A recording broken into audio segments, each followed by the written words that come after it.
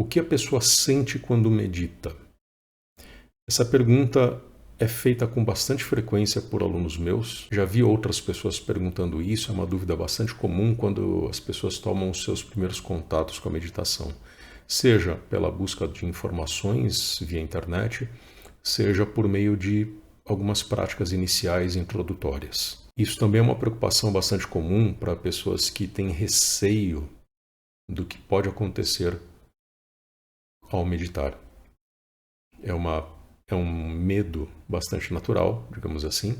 Então eu espero que a resposta a essa pergunta possa ajudar muitas pessoas a encontrar uma atitude um pouco mais tranquila quando se aproximarem da meditação. Primeiro, vamos entender o seguinte: o que é que a meditação propõe para o praticante? Qual é a proposta da meditação para o praticante no que diz respeito a sentimentos, emoções, sensações? A meditação propõe que você não sinta nada especial ao meditar. O que a meditação propõe é que você entre num estado de quietude que, em geral, torna as emoções, as sensações e os sentimentos mais brandos, mais leves, menos intensos. O que intensifica ainda mais a quietude, que é a proposta central da meditação. O objetivo não é que você não sinta coisas. O objetivo é que você reverbere menos qualquer coisa que eventualmente você possa sentir. E ao reverberar menos qualquer coisa que você possa sentir, você vai ter a sensação de que está sentindo menos. Eu não sei se essa frase é confusa demais, mas é mais ou menos isso que acontece. Quando você reverbera menos aquilo que você sente, você vai ter a sensação de que está sentindo menos. E à medida que você avança, você insiste nessa não reverberação, você pode até ter a sensação de que não existe nenhuma sensação acontecendo por ali, acontecendo dentro de você. Então, esse é o propósito da meditação. É que você ou sinta pouco, ou cada vez menos, ou até não sinta nada. Eu sei que isso pode parecer um pouco difícil para a maioria das pessoas, mas pode sim acontecer um estado tal em que a meditação leve você a uma impressão de que não existe nenhuma emoção ali dentro. Em outras palavras, e para encurtar toda essa primeira parte, a meditação não é para ser algo emocional. A meditação não é algo para causar comoção. Eu sei que muitas pessoas já tiveram experiências emocionais durante a prática da meditação, durante e após a prática da meditação. Dependendo de como a prática da meditação é realizada, você pode ter reações emocionais, às vezes reações catárticas, euforia intensa, choro intenso. Pode ser um choro de tristeza, pode ser um choro de felicidade, pode ser uma alegria inexplicável. Todas essas reações que são extremamente emocionais, elas podem acontecer como consequência da prática da meditação. Mas o que se busca realmente, o que se propõe, é que essas reações sejam cada vez menos intensas e, mesmo quando elas acontecem, que elas sejam passageiras, que elas passem de uma forma tão natural como quando elas surgiram. Com relação ao que efetivamente se sente quando a pessoa pratica a meditação, isso vai depender muito do nível em que a pessoa se encontra. Como eu acabei de mencionar, podem acontecer reações como, por exemplo, alegria, tristeza, euforia, uma inquietude, uma certa agitação pode até acontecer, uma sensação de apatia em alguns casos. Muitas reações emocionais diferentes podem acontecer. Isso é relativamente comum, principalmente se a pessoa está começando na meditação. O que é uma pessoa que está começando na meditação? Alguém que está ali no seu primeiro ano, no seu segundo ano de prática de meditação regular. Ou seja, a pessoa medita ali pelo menos 3 ou 4 vezes por semana e ao longo desse primeiro ano ou dos 2 primeiros anos, com essa prática regular, a pessoa pode ter ali alguns momentos, alguns dias de prática em que essas reações surgem. Então, isso pode acontecer. Isso pode acontecer tanto ao meditar em grupos, como ao meditar sozinho. Tem vídeos meus em que eu falo com frequência que o ideal é você praticar a meditação sozinho, mas é natural que muitas pessoas que estão começando prefiram se associar a um professor e a um grupo, não apenas pelo aprendizado, mas também para facilitar o estabelecimento de uma disciplina meditativa. E na minha experiência, eu percebo que as meditações realizadas em grupo, elas tendem a produzir mais reações emocionais. Isso provavelmente tem relação com o fato de que a pessoa está inserida ali num contexto social e às vezes a mente vai produzir pensamentos relacionados ao fato da pessoa estar inserida nesse ambiente social. E daí vem reações como euforia, tristeza, choro de alegria, choro de felicidade, choro de tristeza, choro, uma lembrança triste, uma lembrança feliz, enfim. Todas essas coisas acontecem com bastante frequência e geralmente quando a pessoa realiza a meditação em grupo, isso costuma acontecer com mais frequência do que quando a pessoa realiza a sua prática sozinha. Mas sozinha, a meditação também produz reações emocionais como essas que eu já mencionei. À medida que a pessoa vai evoluindo, essas reações elas tendem a diminuir, não apenas na frequência, como também na intensidade.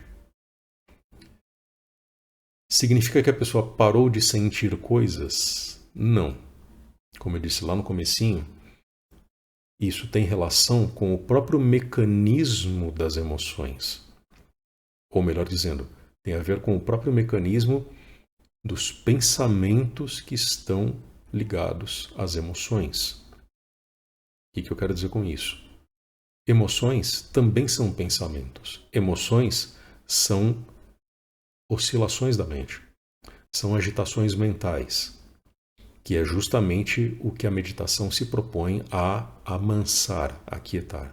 Uma sensação de alegria profunda, de felicidade profunda, às vezes uma euforia, é um pensamento, é uma produção da mente. As emoções, elas podem ter consequências, efeitos no corpo, né, como quando a pessoa começa a chorar, né, ou seja, as lágrimas vão começar a escorrer dos olhos, mas aquilo, na sua natureza, é uma manifestação mental. É a mente produzindo oscilações, agitações, pensamentos.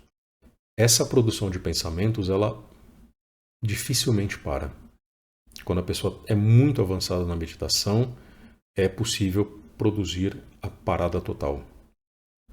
Os yogis ensinam isso, né, nas tradições indianas. Os mestres hindus, né, eles falam disso, os budistas. Existe o samadhi no budismo, existe moksha no yoga, enfim, existem algumas palavras em sânscrito que se referem à iluminação, à libertação, que é o estado máximo, o estado mais elevado produzido pela meditação. Então, uma vez que você entre nesse estado, uma vez que você realiza a iluminação, a libertação, você entra numa condição em que a mente não produz mais pensamentos, a mente parou. Um parênteses aqui, muitas pessoas que ensinam a meditação conectada com principalmente conhecimentos como neurociências, isso é relativamente comum no Mindfulness, né, que é uma disciplina meditativa moderna, né, bem recente. Muitos professores dessas disciplinas ensinam que é impossível a mente parar. Basicamente porque é da natureza da mente produzir pensamentos o tempo todo, então a mente sempre vai produzir pensamentos, a mente nunca vai parar, a mente só pararia com a morte. Mas não é bem assim, ou pelo menos o entendimento tradicional não é desse jeito. No entendimento tradicional, budismo, yoga, enfim, todas as tradições meditativas do Oriente, se ensina que a iluminação é justamente esse estado em que a mente para. Mas voltando, as emoções, as sensações são manifestações da mente. E aí, quando você vai avançando na prática da meditação, ou seja, você vai deixando de ser um iniciante e passa para uma condição de um meditador pleno, ou de repente um meditador avançado, você vai perceber que essas sensações, essas reações emocionais, elas vão continuar acontecendo como manifestações da sua mente. Mas a própria quietude que você vai construindo por meio da meditação, ela contribui muito para que essas manifestações sejam cada vez menos intensas. E essa intensidade está muito relacionada justamente com o seu ímpeto de reverberar essas emoções. O que eu quero dizer com isso? Quando você é iniciante e tem uma sensação dessa, o que acontece? Você vai se encantar com essa reação. Você vai se encantar com essa manifestação da mente. E você vai querer perpetuar essa reação. E esse desejo de perpetuação provoca a intensificação dessa reação. Por exemplo, vamos supor que durante a prática da meditação você teve uma súbita sensação de extrema felicidade. Aquilo certamente vai trazer uma satisfação para você. E você vai querer perpetuar aquilo. Você vai querer agarrar aquilo e cultivar aquilo com você por muito mais tempo. Isso vai fazer com que essa sensação de felicidade, de euforia, talvez, se prolongue. E uma vez que se prolongue, você vai cada vez mais sair da meditação. Por quê? Porque você já agarrou aquela sensação, enfim, aquilo já tirou você do silêncio da meditação. E à medida que você sai do silêncio da meditação, você não está mais meditando, você está fazendo qualquer outra coisa que não é meditação. Quem é um meditador avançado entende esse mecanismo todo, que inclusive, um outro parênteses aqui, eu explico esse mecanismo em detalhes no meu curso de meditação. Tem uma aula em que eu falo só disso, explicando como é que funciona esse mecanismo e de que formas você pode lidar com esse mecanismo para que ele contribua para intensificar a sua meditação. O link, como sempre, está na descrição e no primeiro comentário. Então, quem é meditador avançado já sabe disso tudo e consegue se deparar com uma sensação, uma emoção que pode ser muito interessante, muito positiva, muito boa, muito satisfatória, sem se agarrar àquilo. A mesma coisa vale para sensações ruins ou emoções ruins. De repente você teve, durante a meditação, a lembrança de, enfim, alguma lembrança ruim. Você também se apega àquilo. Mesmo sendo ruim, você se apega de que jeito? Você vai começar a pensar em meios de afastar esse pensamento. E quanto mais esforço você fizer para afastar esse pensamento, mais ele vai ficar grudado em você. E quanto mais esforço você fizer, mais grudado ele fica em você e mais intenso ele vai ser em você, ao ponto de você sentir tristeza, talvez, começar a chorar. E aí você já saiu da meditação também. É o mesmo mecanismo, só que com o sinal trocado. Não é bom, não é satisfatório. É ruim, traz uma sensação bastante negativa. Mas o mecanismo de se conectar àquilo e de ser fisgado por aquele pensamento, que é a sensação, que é a emoção, é o mesmo mecanismo. E o modo de evitar isso é o mesmo.